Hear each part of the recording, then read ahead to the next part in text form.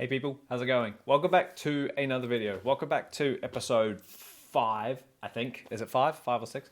Of CD collection. Now, if you remember from the previous, if you remember from the ending of the last one, it ended in the middle of my Maiden collection, and so we're still on a Maiden spiel. So normally there's only 10 of these 10 albums during this video, but in order to get through the rest of Maiden real quick, we're just gonna do 20 and get some more artists shown. So yeah, without further ado, let us carry on from where we were. Remember, the Maiden stuff was going backwards, so we ended last one on Somewhere in Time, which means if we go back in time by one album, technically, sort of, we get one of the greatest live albums of all time. We get Live After Death. This is a really, really awesome album, and this particular CD was indeed thrashed in my car. No, not in my car because I was so young, but in the CD player we have the live performance of this gig, and it was just thrashed every Friday night. Definitely one of the top best performances out there, but especially by these guys. It's the World Slavery Tour from Long Beach Arena in 1985. Really, really incredible gig. The Trooper, Revelations, Flight of Icarus, 2 Minutes, Rhyme and the Mariner, Hallowed Be Thy Name, Running Free, Phantom of the Opera was on this, and I think that's why I loved it so much, because the fact that it was live and it was Phantom, it was awesome. I'm pretty sure that, oh no, this one's not broken either. I have no faith, but you could see it's quite cracked in some places, but yeah, so Live After Death, fantastic album. What came before Live After Death was the album that they toured it. Power Slave, 1984. Yeah, I know, it's funny going backwards, but don't worry about it. Incredible album, absolute must-have for all metalheads, and yeah, if you haven't heard this album, highly recommend you go check it out. Released September 3rd, 1984. Basically, every track I just listed, minus Hallowed and Phantom, are from this album. Aces High, Minutes to Midnight, Lost for Words, Flash of the Bay, The Duelist, Back in the Village, Power Slave, Rhyme of the Ancient Mariner. Ancient Mariner stands as like top 5 Maiden songs easily. Great album. Great album. 1983 gave us Peace of Mind, Iron Maiden's 4th album. This one is not my most played, but this was, I think, my second Maiden album that was given to me as a Christmas present. I think. I could be wrong, or I randomly went out and bought it. I'm not sure, it was a while ago now. Where Eagles Dare, fantastic opening. What way to tell the world, hey, guess what? We have a new drummer, so here's what he can do. Fantastic song. Revelations, Flight of Icarus. Die With Your Boots On is a bit stupid, but yeah. The Trooper, still live. Quest for Fire, great song, absolutely awesome. Sun and Steel, To Tame a Land, fantastic stuff. And the epic album that came before, I'm just quickly racing through these because we know what they all are. Iron Maiden's Number of the Beast, released, when did this come out? I don't know. All I know is 1982. But yeah, absolute, again, fantastic album. All these early Maiden albums are absolutely awesome. They're all top 5. Minus that one, I think. I put that in number 7 or something like that. But anyway, yeah. Invaders, Children of the Damned, The Prisoner, 22 Acacia Avenue, Number of the Beast, Run to the Hills, Gangland, Total Eclipse, Hallowed Be Thy Name. Booyah. That's how, did it without looking. Every song, minus Gangland and Total Eclipse, are great. They're all incredible. I love them. And the second album, Killers from 1981. This is the last album to feature Paul Di'Anno, and again, this is like a step up from punk. It's still sort of punky, but it's definitely a lot more Maiden than the first album. And this album is, again, phenomenal. Really, really awesome. The Ides of March acts as one of the greatest openers I've ever heard for an album. Really, really fun, real catchy, and just real Maiden. It's that hype up of, the show's about to begin. So really, really great stuff. Wrathchild, Murders in the Rue Morgue. That's a really cool song. If you haven't heard that one, Murders in the Rue Morgue, go listen to that. That one's awesome. The instrumental, Genghis Khan, very cool, very Phantom of the Opera-y like. It's very Maiden-y. Killers, the acoustic song, Prodigal Son, really, really nice. Purgatory, Twilight Zone, Drifter, great song. Great songs, great album, really, really good, highly recommend it. And then, of course, the first album, the album that I reign across above all other Maiden albums. Iron Maiden, the first album. This is the re-release from 1998. Prowler, Sanctuary, Remember Tomorrow, Running Free, Phantom of the Opera, Transylvania, Strange World, Charlotte the Harlot, and Iron Maiden. Very, very awesome. I play this album so much. Well, not so much this album, like the actual physical album. I play the vinyl a lot more. But yeah, no, really, really fantastic album. You don't need me to talk about that anymore because I talk about that album way too much. And then all my spines. So that's the end of the Eddie picture that was being made. So then we jump forward 20 years, and now the albums carry on in synchronized in chronological order. So we get the year 2000, which comes of Brave New World. Yeah. Fun album, really cool album, really sort of high energy. Yeah, it was one of the best albums to come out of the early thousands, and compared to what came before it, Virtual 11. Notice I don't have Virtual 11, but it's okay. The Wicker Man, Ghost of Navigator, Brave New World, Blood Brothers, The Mercenary. There are some really, really good songs on here. The Thin Line Between Love and Hate, The Silent Planet, Dream of Mirrors. Oh God. You don't realize how cool these albums are until you listen to them, until you talk about them and you think, yeah, these are so good. 2001, Rock in Rio, a live album from Rock in Rio. This is basically a live greatest hits. This is one of Maiden's more better performances of their later age, I reckon. Half of Brave New World's on it, along with the typical others. However, Sign of the Cross is on here, and The Klansman, and they are both incredible Blaze Bayley songs. But yeah, you got your standard Maiden set list. Evil That Men Do, Fear of the Dark are all on here. Hallowed, Minutes to Midnight, Wrathchild. Real good show. Fantastic show. If you haven't watched that one performance, go do it. Fantastic. An album that people roast quite a bit. I love it. Dance of Death, 2003. I'm just quickly racing through the Maidens, like we say. Look, just ignore the album cover. Don't worry about it. Focus on what's on the album itself. Wildest Dreams, Rainmaker, No More Lies. Nah, No More Lies can get skipped over. Montsegur, fantastic song, which is probably one of Maiden's most heaviest riffs you've ever heard. Dance of Death, the song, absolutely beautiful. I remember falling in love with that song in like 2009, 7 or 8, I think.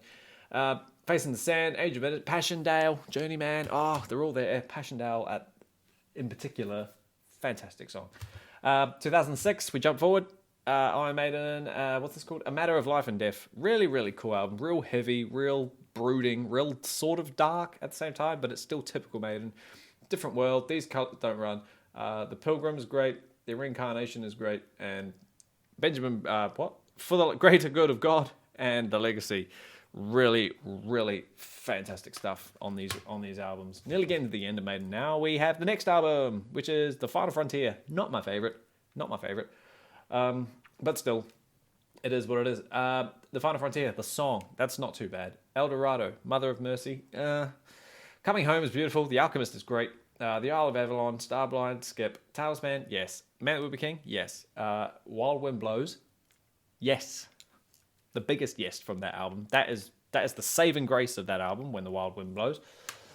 Now this album is a Maiden one, but pretty sure it's how I fell in love with the early stuff. They brought out this album. This is called Somewhere Back in Time, the best of 1980 to 1989. They came to New Zealand in 2009, and this was basically life after death 20 years later. 20 years later? Yeah, 25 years later. It's literally the exact same songs, just re-released again and toured again for the likes of me, who had found all these old songs but never got to see them live because we weren't born. So if you compare this album to to Live After Death, they're literally the same. Just this is a studio and that's a live album. So yeah, but still, I thrashed that a lot as well. That was really, really cool. And then you get part 2 of that album, which was released maybe, 5-6 years later. From Fear to Eternity. The best of 1990 to 2010. Yeah, so from Fear to Eternity, hinting from Fear of the Dark to the rest of time, really. This is, again, a greatest hits of studios from 1990 to 2010. It's another 20-year catalogue. It's just basically pretty much everything I just listed is off this album. There's some really, really fun songs on here. There's a couple of live ones on here too, and it's a really fun album. And yeah, cool. So that's all of Maiden. Oh wait, there is one more. I do have Book of Souls. It's over there. I just cannot be bothered going to get it. So yeah, Book of Souls. It's an okay album. Not my favorite. I ranked it quite low, but Empire of the Clouds and that Red and the Black, really, really cool. But yeah, cool. Enough Maiden. Move on, eh? Finally, we get to another band. We get to another chunk of the CD collection. So finally excited. We have Judas Priest's 1990 Painkiller. This was a boss of an album. I say was like I was around when it was born, when it came out. I wasn't born yet. But yeah, this album is pretty damn insane compared to other Priest stuff prior. Just the song itself, Painkiller, is enough to own it, basically, you know. But there's some really, really cool stuff on here. It's just such a all guns blazing. I love that song, and just yeah, it's such a beautiful battle hymn, and it's got some live stuff as a little bonus. But yeah, really, really cool album. Quite happy to own that. Really, should get that on vinyl one day. It's the only Priest album I own because I'm not the world's most known Priest fan. Never really gave them much time. But yeah, that album in particular, really, really cool. Moving on to something a bit darker, we have the controversial shock rock horror icon Marilyn Manson. Yeah, this is the 1998 album Mechanical Animals. My second or third favorite Manson album, I'm pretty sure, one or the other.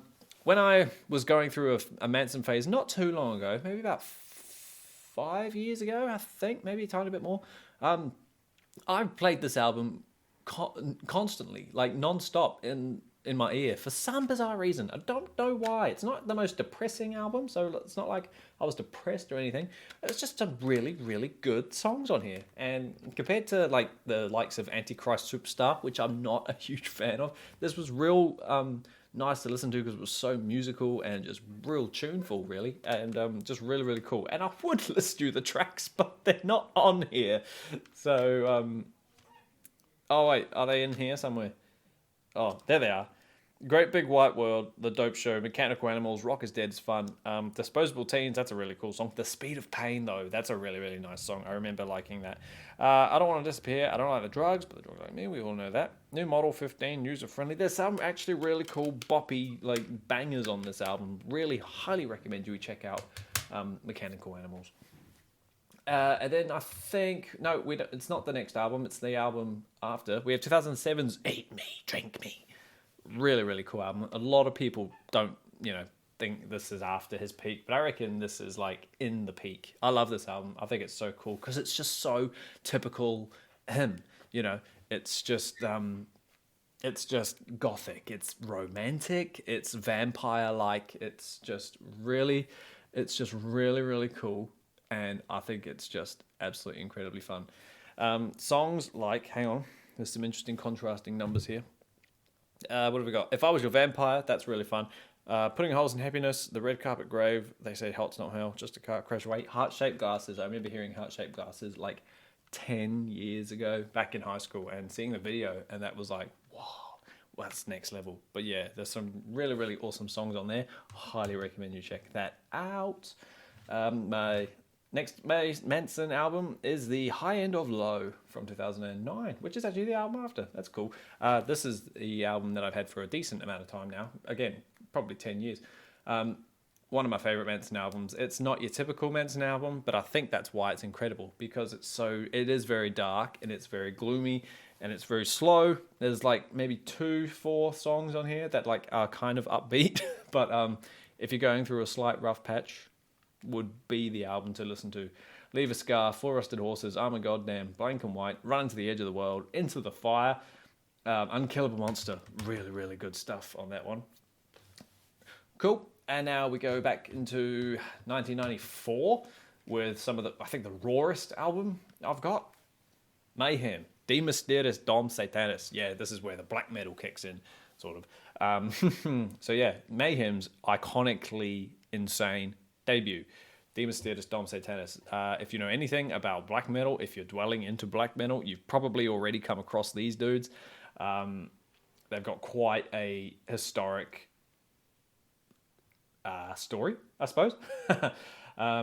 Aside from that, though, the album itself is okay. It's not perfect because of the vocal that we want for black metal. You want that high-pitched squeal, whereas this is more I'm going to throw up kind of vocals. But aside from that, there are still some really, really awesome songs on here. We all know them. Freezing Moon, Funeral Fog's really cool. I really love Cursed in Eternity. I think the ending to Cursed in Eternity, the way it just blast beats away, and it's just so cool.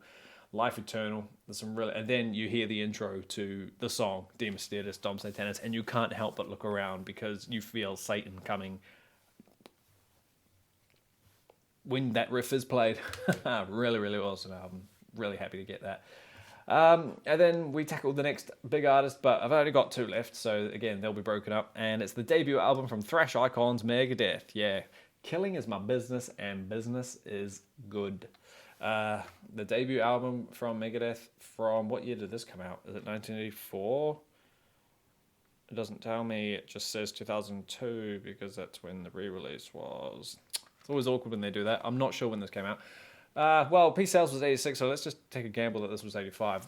If you want the fastest thrash you've ever heard, go listen to this album. It's pretty insane. If you can get past Dave Mustaine's screechy kind of vocals, then you're fine. Last Rites, the song, Killing Is My Business, is great. Skull Beneath the Skin, Rattlehead, Looking Down the Cross, Mechanics. Don't say you're not a fan of the Four Horsemen if you haven't heard Mechanics. They're the same song, just on double speed. Very cool. And then the last one of this cute little video is probably my favorite Megadeth album, Peace Sells, but who's buying?